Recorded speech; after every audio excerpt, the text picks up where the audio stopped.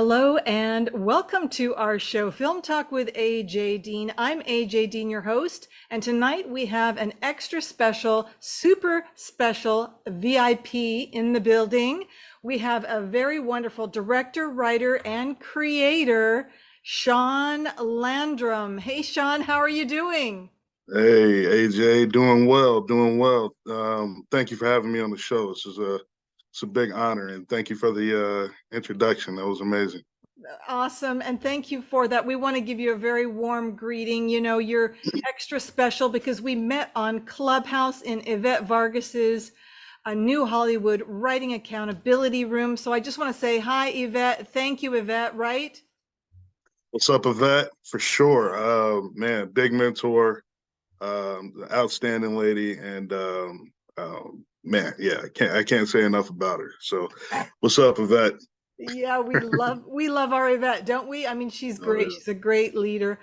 So I'm so thankful that she brought us together, Shawn, and you are very established in creating internationally, really. So let's talk about Goons for Hire, the rise of Norm. You can see it on our second screen here, and this is a comic series, right? Goons for Hire, and you wrote it and created it. And tell us about it, where it is released, how can people read it, all that good stuff.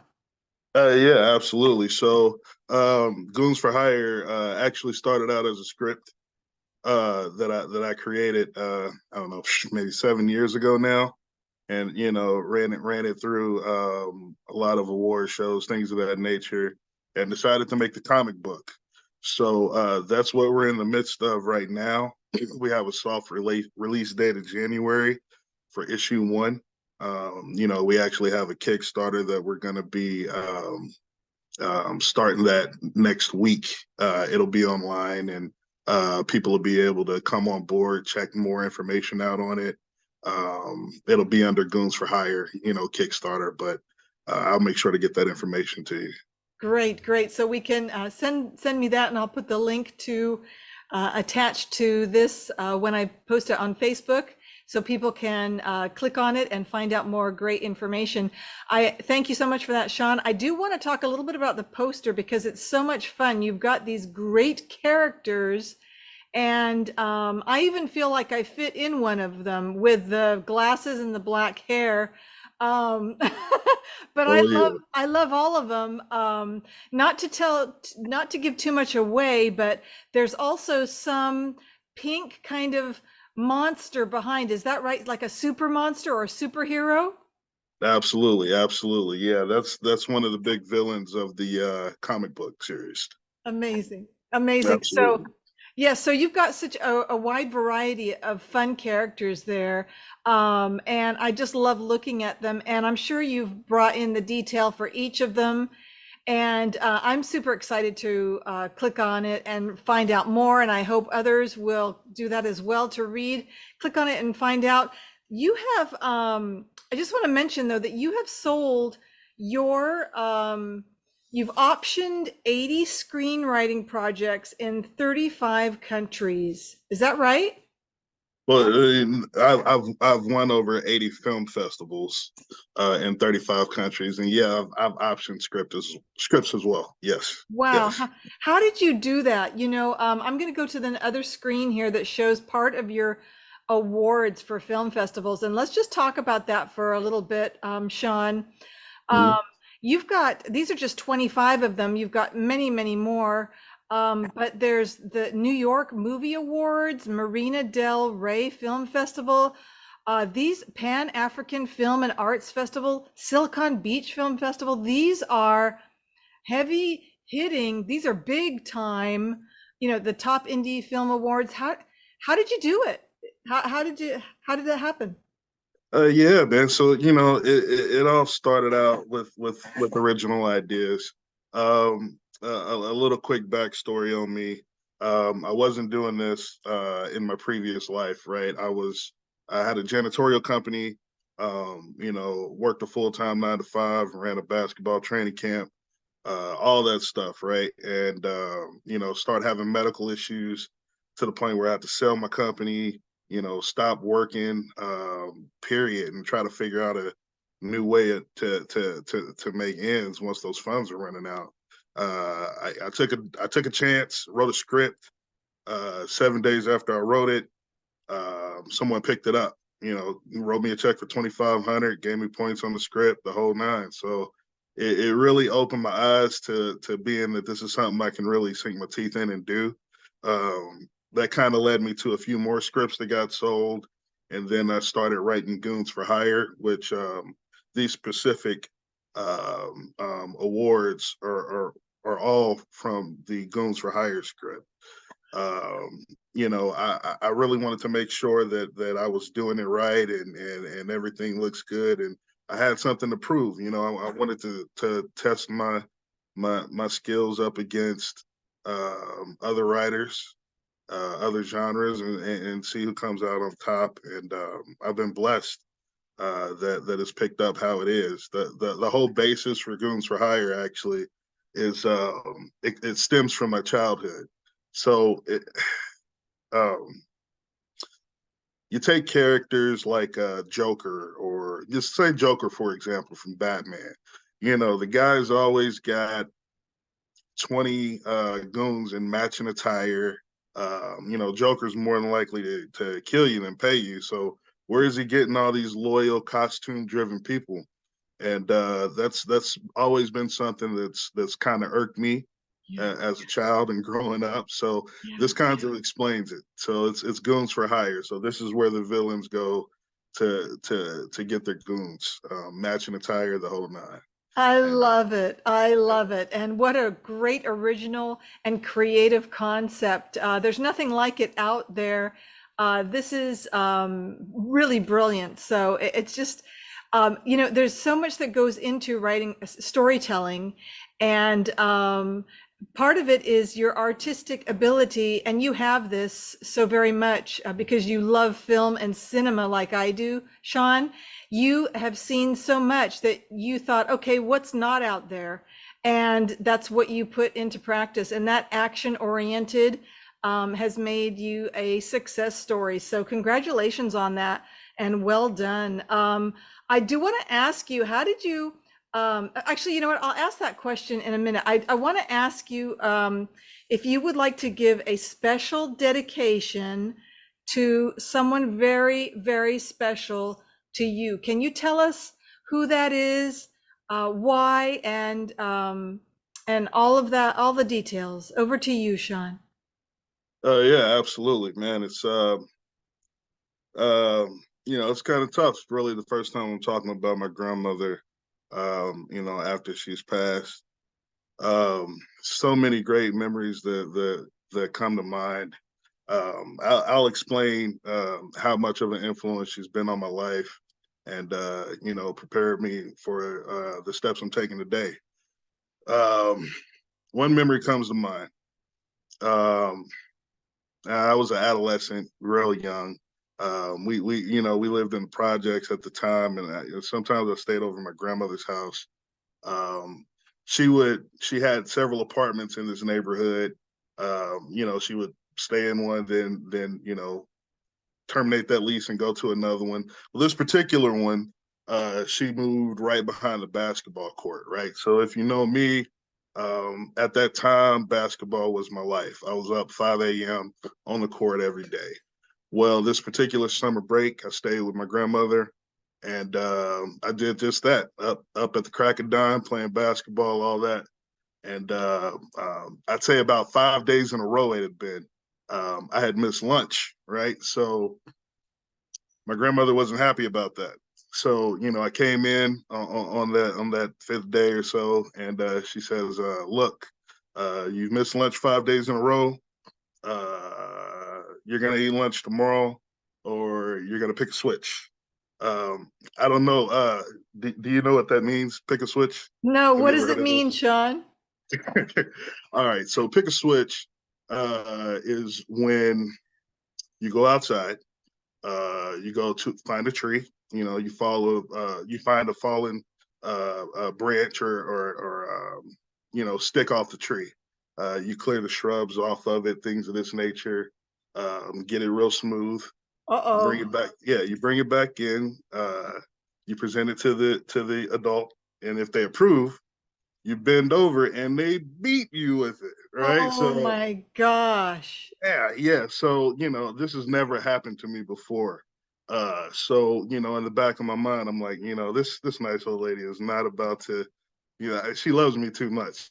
So I brush it off. I go out and play. All right. Miss lunch again about 3 or 4 hours. I come back in and she's standing at the door, right? She says, pick a switch. So I go outside, find one, and come back in. Now, before I present it to her, she looks at me and says, "Now, if you bring me a twig, I'm gonna get you twice." Apparently, my cousin Antoine had tried that several weeks ago. he he Oh my was, God.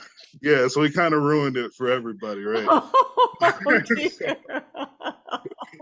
Yeah, yeah. Shout Sean. out to his cousin. So, I give it to her. She approves. I get ready. I brace myself, and it's like a lifetime passes and nothing happens. So, I lose my nerve and I run out the house. That's that's what I would have done too. I you would have know, done. oh yeah. So with me, my grandmother's big rule was being when the street lights come on. So I had to go back and prepare, right? So street lights came on, I go in the house and I didn't see what I thought. She was real relaxed, dinner was ready. She was real nice. I didn't know if it was a trap or what. I'm a little shaken at this point.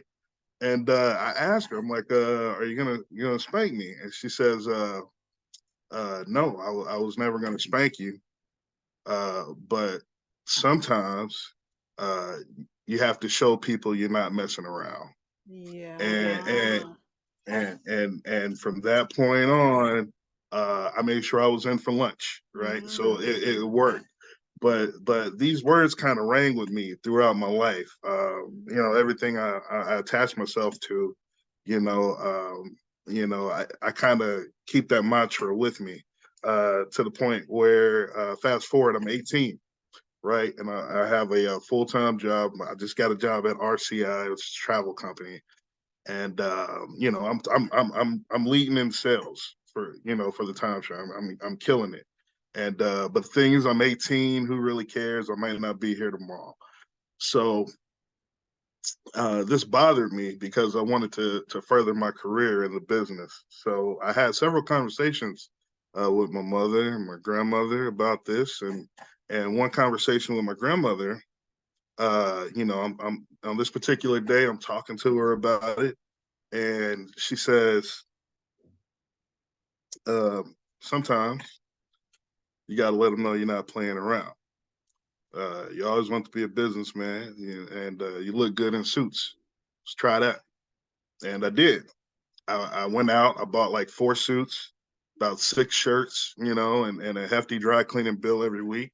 And, right. And I came to work, suited and booted every day. I even had a briefcase that had no work in there. The only thing I had is a portable PlayStation and some rich dad, poor dad CDs on books Oh on my CD. God.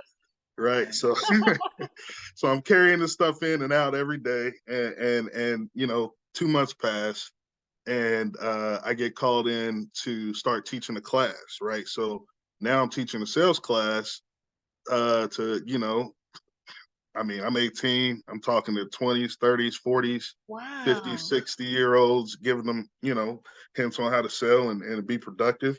Yeah. And it helped out, everybody's stuff rose, and it was a good thing. So much so, Amazing. yeah. A couple months later, I got I applied for a position that paid more money than any 18-year-old could possibly need, and I actually got the interview. So I'm surprised, but I got the interview. Go in there. I still remember the manager. His name's Michael Thomas. Really good guy. Taught me a lot. But we're in our interview talking, chatting it up. This is like the second interview. Wow. And we close it up, and he asked me a question. He says, "Are you the guy that's always walking around here in suits? Because everybody else has got jeans on, things of that nature. So, I kind of stand out." And I said, yes. And he leans into me, and out of all the things he could have said, he says, "Sometimes you got to let them know you're not fucking around." And Wow. yeah, it just hit me like a ton of bricks. My grandmother's words echoing in my head, Yeah. and right after that, he says, "Congratulations, you got the job." Oh, that's Yeah, wonderful. yeah, huge, huge. So, it was a good day. I went home, told my grandmother, had a great conversation. It was a good day. I say that story to fast forward to a day before her passing, right? At this point, she had been on a full face mask for 5 days. The doctors have unsuccessfully tried to take it off so she can eat. So, which means she hasn't eaten and has barely drunken anything in 5 days. She refused the feeding tube, and the doctors and the nurses just kind of were counting her out. Oh, I talked to the doctor. He was really gracious about it. I said, they have this other thing called nose pillows. So you put the nose pillows on, and it allows you to at least talk to your family when you need to, and things of that nature. But it's been unsuccessful to this point. So, I talked to the doctor. He's very graciously said he'll try it again if she's up for it. I go into the room. We have, like, I don't know, maybe a 45-minute hour conversation. At the beginning of that, I was honest with her. I let her know, these doctors and nurses are kind of counting you out. Um, is this what you feel? And she said, "Don't count me out yet." Right? So that's all I needed to hear. So, I also have a CPAP machine with the nose pillows. So we just worked a whole hour on breathing out the nose and out the mouth. I even bought a little chin strap to keep her mouth closed. And we did it, against all odds. I set up the CPAP machine myself, made sure we were good for a easy transition, and she did it, and excuse my language, but she handled it like a fucking G. I'm telling, I'm telling you, right? you're So proud of her. You're I'm, proud I'm, of her, aren't you, Shawn? I'm so proud of her. Not only did she put them on, she kept them on for 9 straight hours, Oh, and during that time, she got to laugh, she got to talk to her family that was there, and just say goodbyes and all this, and she got to eat. Oh, did she get to eat? And the biggest thing is that I actually got to feed her oh, last meal. So I came in there, the doctors were like, even when she could eat, she ate like one chicken finger. That was her favorite thing at the hospital, so that's what she ordered. But at the beginning, it had been 5 days, so I had a fudge Oreo cream pudding from ooh. the hospital, right? So went ahead, scooped it up, gave her a little bit, and man, the first bite was, I mean, the only way I can describe it is her face was like the ultimate delight, you Yeah. know, and she loved it. She went ahead. I kept feeding it to her, Oh, and she killed the whole large thing. It was toast, and I figured, we got to keep the party going, right? So yeah. I call my mother. She brings up some chicken fingers for her. I rip them up. I get ready to feed them to her, and my mother stops me. She says, "Hey, you need to put some ranch on that." And my grandmother looks at me and says, "You better put some ranch on that." So Hidden Valley sponsored my grandmother's last meal. All right. Oh, that's great. That's great. Hidden Yeah, Valley. yeah, I love chicken fingers as well and ranch dressing. I mean, there you go. yeah. She had great taste. I do love it spicy. Did she like spicy at all, Shawn? Oh, she loves spicy stuff. She taught me how to cook so many things over the years. I got this spicy kind of cornbread waffle thing that I make, that she taught me how to make, and she loves that. She loves all kind of spicy stuff. Absolutely. Amazing. But Amazing. yeah, the tie in to that is that after she ate all the chicken fingers, she turned around. My cousin came in with another banana pudding. She Ooh. was eyeballing it. She ate that, Oh my right? And gosh. then the nurse had left a popsicle because she figured that was all she was gonna eat, and Oh, started to feed it to her. She took it from me and ate it herself. And it was just amazing. Afterwards, she said she couldn't eat another bite.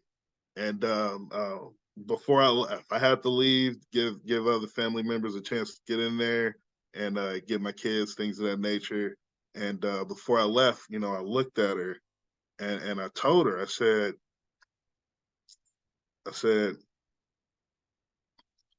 you showed them that you're not messing around. wow. And she says, huh?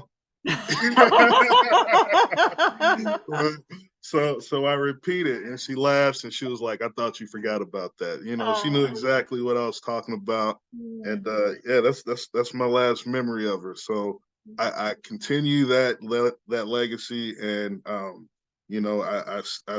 even with my kids, I let them know where it comes from, the history, and to let them know. Sometimes you got to let them know you're not messing around. yes, Yeah. Sean, thank you for that. That's such a beautiful, beautiful story. What's her name? And tell us a little bit more about how she grew up and that, if you will. Sure. Ranetta Maxine Stringer.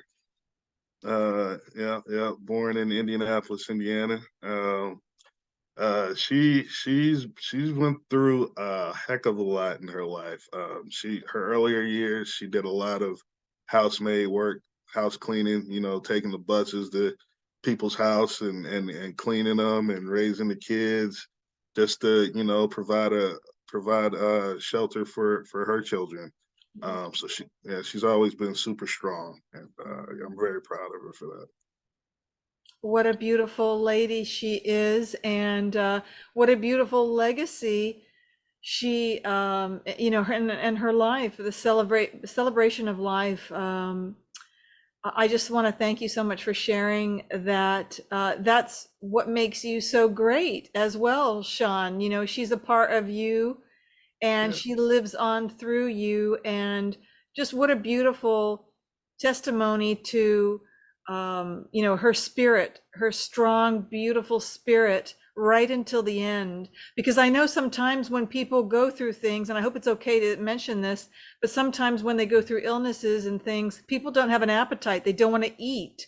So when you brought that device so that she could eat and talk and breathe, it means the world, doesn't it? it does. It does. It meant everything to her that day, and I'm sure it meant everything to everybody that she was able to talk to and uh, touch and give her last words to. She made sure to watch her stories. You know, she had a good day. You did wonderful. And when the hospital had reached their limit of capacity of what they could do, you took the lead and the charge and instigated in action the best, taking it from there and doing the very best, right, Sean? So proud Yeah. of you on that. Proud of you. Well, is there anything else that you wanted to say about your beautiful grandmother, or anything else, or did you want to share anything of the family? No, I mean, if, like I said, we're all still processing and in the grieving stages. So, we're just sticking together really, and making our family tight, because that's what she would want. And yeah, man, it's been nothing but love. And she was 84. She made it a long time, and she went out just like she lived, strong. Yes, yes. Well, and Renata knew that you were going to be on this show. She also knew that you won all these awards. She knew about Goons for Hire, The Rise of Norm, comic series, all of that, right, Shawn? Oh yeah, absolutely, absolutely. She, I told her, a few days before her passing, that I was going to be on the show, and she was really looking forward to seeing it. So I'm glad that she was able to know that. She told my kids, "You guys are going to be rich." Yeah, So great. yeah, but no, I've always shared all my victories with her. Yeah, she was one of the first ones to let me know. My mind it works differently, and how I assess things, and I can paint a picture for people that um, a lot of people can't do. So she kind of always pushed me in that direction without knowing it, without me even knowing it. So yeah. Wonderful, wonderful. Well, we're so grateful and thankful for Renata and her life and everything, everyone who has been a part of that and who knew her and got to know her. And I'm so honored as well that you would share that wonderful story with us, Shawn. What a fantastic lady. What a beautiful soul and a beautiful heart. And what a great dedication to your grandma. I think many people will be interested to hear, the loving story that you shared, and the sentiments. And you know what? I bet it will help many people who might be going through something similar, or or that just went through something similar, or might be happening in the future. So thank you so much, Shawn, for that. I did want to ask you, you are nicknamed, is this right? You're nicknamed the Sweetener. Tell us why is that, and how did you get it? Yeah, it's pretty interesting story. So, I didn't have any like formal education or anything like that in the writing realm. So, the way I got into the industry was by ghostwriting and sweetening people's scripts, as they would say. So, the first time I did it, I think I cleaned up a guy's script for like $100 or something. It's just like, I needed to get my foot in the door, and this is how to do it. So, the pay wasn't what it needed to be, but the experience is what matters. And I cleaned up the script, did some writing for him, and that movie got made. So, with that movie getting made, even though my name's not on it, things of that nature, it did open up other doors for new clients. So I started taking on more and more clients, and before you know it, they just start deeming me the sweetener, and so I do character development, story arc. There's a ton of people out there that think that their idea is amazing and new. For example, a guy came up to me like, "Hey man, I got this new script. I want you to help me out with. Um, it's about a boat. It's in the early 1900s, and it goes out to sea and gets hit by an iceberg, and people die, and other people try to help people live." It's like, man, that sounds like the Titanic. No, Yeah. no, this is totally different. So I get stuff like that, and then yeah, and then it becomes my job to turn that Titanic movie into something that is original, new, and still close to heart, for what the person wants. And I enjoy it. I enjoy it. I enjoy the research. I enjoy creating these characters, and even seeing the reaction from people once they see what I've done. And I've had about, like, I'd say over 5 years of doing that. I've had 100% client approval. So it's been an amazing ride there for sure. Incredible. Well, congratulations on that, doing that. And yes, you're right. So many people, you have a very special skill set and quality in that. Not everybody can refine that and enhance it and make it a blockbuster story. So you're very, very blessed, Shawn. And speaking of being blessed, I wanted to ask you, uh, Who is your favorite director, filmmaker? Who do you look up to and why? Ooh, um, I like Singleton. I like his films. I grew up on his films. Spike Lee as well. Man, like the artistry that those dudes use, Yeah. it's still amazing today, and the future stuff that they're making is amazing as well. So, I definitely pay close attention to their work, camera angles, all that good stuff. And yeah, I learn a ton. I'm still learning from them every day.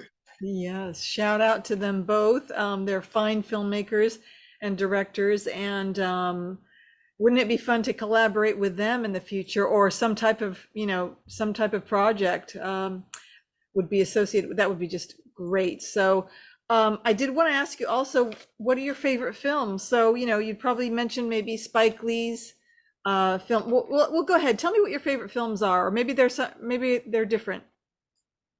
I have such a wide range of genres. It's really hard for me to pick one film that I like above everything else. Like as soon as you said that, like 20 films stood out to me. I'd say in my earlier years, just action wise, I'm sorry, not action, but acting wise, I liked Above the Rim. Again, I was into basketball, so it really played into that. But besides that, man, it's a ton of great films out there. I've had to adapt to all genres in the field that I'm in, and I've become pretty proficient at all of them. So I like the thrillers, uh, you know, um, you know, uh, action, comedy. It's a huge list. So it's kind of hard to square that down. Okay, very good. Yeah, you're absolutely right. You specialize in you're good at all of them. You specialize in two genres, comedy and thrillers. Is it because, comedy is really hard to pull off. So how do you do that? Do you have the ability, I think most comedians, comedic writers, you have the ability to look at both sides and from a different angle, so it's kind of funny and humorous. Is that how you look at it and analyze it, Shawn? Oh yeah, absolutely. I love comedy. I love humor. It makes it easy to write. It kind of just flows as I write. I'll have conversations with myself or listen to how conversations would go, and I just start jotting them down and refining it again. And once the scene comes out, it's not just funny. It's thought provoking. So a lot of my comedy stems from real life stuff, real life situations that I try to draw attention to, through my writing at times when I can. Any way that I'd say everything that I write has a message, and it has an underlying message to it. So coming from that side, it kind of makes the humor and comedy just roll off real easy and natural, and yeah, it makes it a pretty easy process for me. Wonderful. Thank you for that, Shawn. And I did want to ask you about a specific movie. Now, this one I think is hilarious. Okay, it's 2004.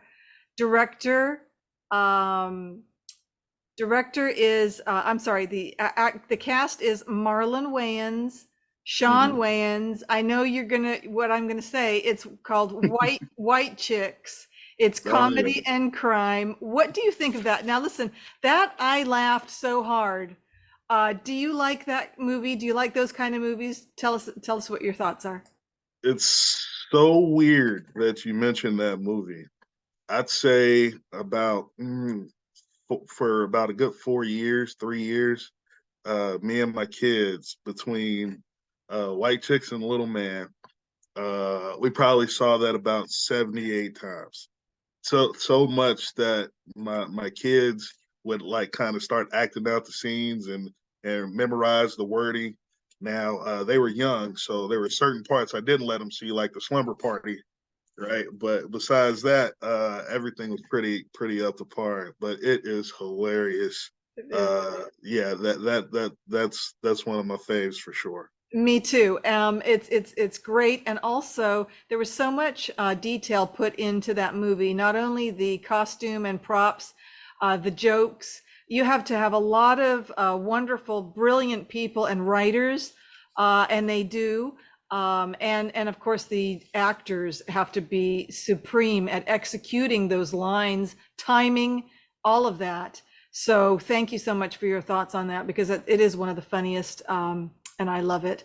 So shout out to all those that film and all those great actors and actresses in that film. I did want to ask you, what excites you, Shawn, about the film industry? What do you find exciting and fun about it? Is it because it's always changing? It's always something new and different? What do you love about it? I love the creativity aspect of it. I love to create. So, um, anything new or anything that I like, um, I kind of go in on it. So if someone brings me a project and I happen to like it, I might do research on 10 films that same day, just to, get a feel for something different. So like example with the if it was a Titanic movie, right? Or a scary film, like Scream or something like that, I would go in and watch 12, 15, how many ever are in that same genre that I feel have that same that are similar, and I'll analyze all those. So when I come back to my client with the script, it's something different than anything that's out.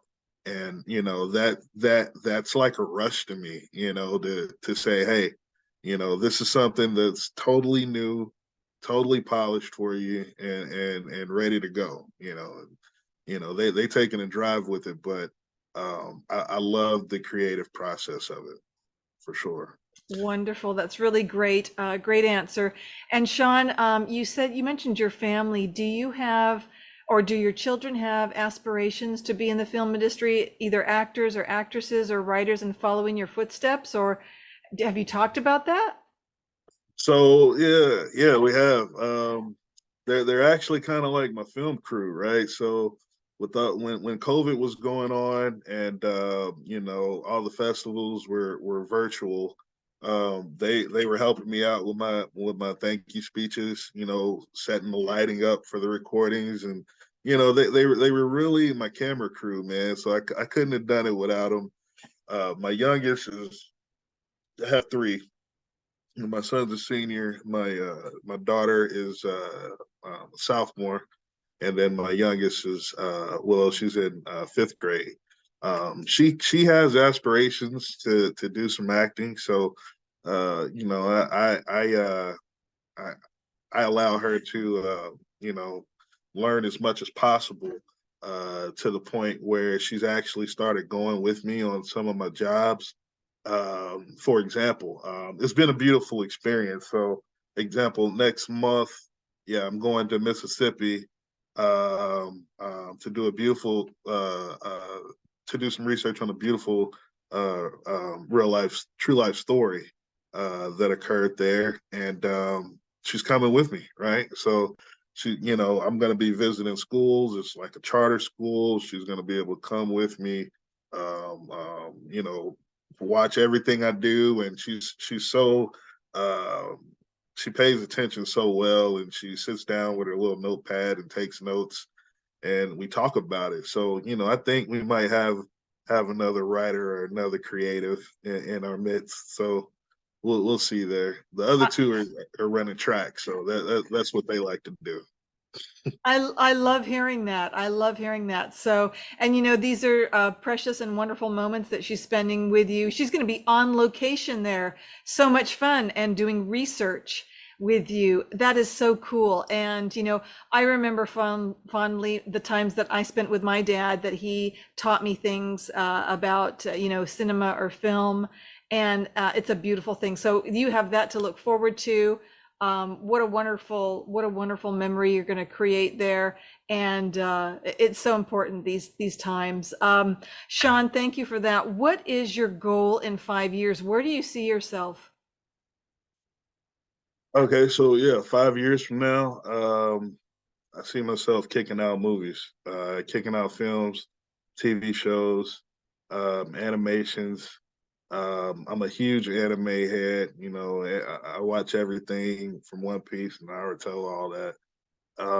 You know, so I love the animation scene. So which inspired Goons for Hire, obviously. But yeah. So I see myself, you know, just making films and not just making films to make them, make things that can be humorous, hilarious, you know, thrilling, but also have that underlying message because that's also what I'm about. Um, um, I want. I have a goal to do the little part that I can do to make sure our future generations um, um, kind of get the picture, you know, about what's going on and you know, making those needed changes for life. I love that. That's wonderful. So you're so concerned about social change and making a better world, and this is so important. I'm so sorry. We're going to have to start wrapping our show up soon, but I have one more question, and then I want to do our heart messages, Shawn, with you. Okay. Number the first the question I have is, what is the greatest lesson so far that you have learned in the film industry that you would like to share with our viewers and your fans and all of that? What's the greatest lesson you've learned so far? I'd say the first thing that comes to my head with that question is a lesson I learned from one of my mentors. You actually had him on the show. He's part of our community, Mr. James Moore. Yeah. So, you know, I've had the pleasure and the blessing of being able to work with James on projects, and man, the way he works is just it's on a different level, you know, and it inspires me to be better, and I learn so much from him every day. But in this particular instance, you know, I had a client, you know, that was trying to kind of short balling me, you know, on the funds, and you know, I had a conversation with James about it, and you know, you know, the whole thing about the conversation at the end was um, to make sure that you get paid what you're worth, right? So that kind of instilled, I don't know, a little more strength in me. I think on the negotiating side of things, and you know, in this particular instance, I was able to go back to the table, you know, say, look, this is what it is, and you know, they took it. They you know, they went ahead and hired me for the gig, and I kicked his butt. They got it made, you know, and it was a good situation.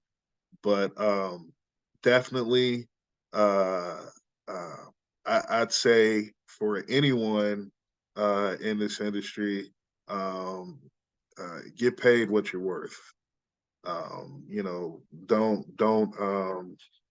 fall into traps or other things that can happen with well wishes and hopes and dreams, right? Stick to your guns, know your worth, and go after it. You know, that's the big key here. This again, this wasn't what I was doing. I'm following this dream now, and through everything, through the ups, the downs. You know, there's been big ups, there's been big downs, but you know, I'm on a high up, and my big message is if I can do it, you can too. You know, so hold on tight to your dreams. Um, hold on tight to your wishes, and let them know that you're not playing around. I love that. Wow, that was perfect, Shawn, what you said. I just love that so much. And James Moore, let's give a shout out to him. Hi, James. He is amazing. He's incredible, such an inspiration. I'm so thankful that he's a mentor to you. He's a mentor to me as well. I so appreciate him. He inspires me. We love you, James. And oh, and James, um, pancakes for everybody. That's what I have to say. Pancakes, no waffles. Say that again. Pancake, No waffles. Pancakes, no waffles. pancakes, no waffles. I'm sure he will appreciate that Oh because yeah. he can. Can we just say that he's the king of pancakes? Can we say that, Shawn? Flapjack King for sure. Okay, yes, he is. He is. That is wonderful. Now, that sounded like a little bit of your heart message, but if you want to add more, you're very much welcome. It was so beautiful. I can't top that, so I had to look up a quote on Google. Okay, and I just want to, I just want to say my heart message is, we are not what we know, but what we are willing to learn. And I just want to talk a little bit about that, what that means to me. That means that please have an open mind all throughout your life. Please keep open minded to new concepts and new ways of thinking because it's so important. And then that will also keep you young and healthy. So that's my heart message. And I did want to say, I wanted to show this. This is, I think this is a cute little, I'm not sure. I think it's I'm not quite sure what it's made out of, but Georgette Dante gave me this for my birthday. And I just wanted to say, Georgette, thank you so much for it's very Beautiful. it's lightweight. It's just really a sweet little necklace. And I just want to say thank you, Georgette Dante. Okay, and that's my heart message, Shawn. And Shawn, I want to let you know you've been a wonderful guest, and I've enjoyed this so much. And your sentiment and your how you conduct yourself and present yourself and everything that you say is so wonderful. And so I'm going to give it over to you. So thank you for being a great guest. And what is your heart message to leave to close the show and to leave, have everyone share with everyone? Over to you. Uh, uh, yeah, I kind of defer back to let them know you're not messing around. Find your mentors, find those that are where you want to be, um, and don't be afraid to learn. Don't be afraid to ask questions. Don't be afraid to push yourself to your limits and past your limits, because we all only have one life on this earth, and so many of us spend it in a dream, like just moving from day to day, shuffling from place to place and job to job, and take a moment, look up at the stars, look up at the moon, just marvel at what we're blessed to see, and live your life, and I'll say it again, let them know you're not messing around. It's so great. It's so great. I just love those words. And Renata, she had it right. And all the memory that you shared, about it coming full circle for you, those words when you were at that job. And, you're destined for greatness, Shawn. And we're going to see more great things coming from you. We're super happy that you were our guest, and you're a super blessed guy, wonderful to talk to. So thank you so much again, Shawn. And I just want to say, until we meet again, arrivederci, Shawn. Arrivederci. Arrivederci. Thanks for having me on, man. It's been a blessing. Thank you so much. And again, shout out to my grandmother. I wouldn't be here without you. So I love you. Thank you.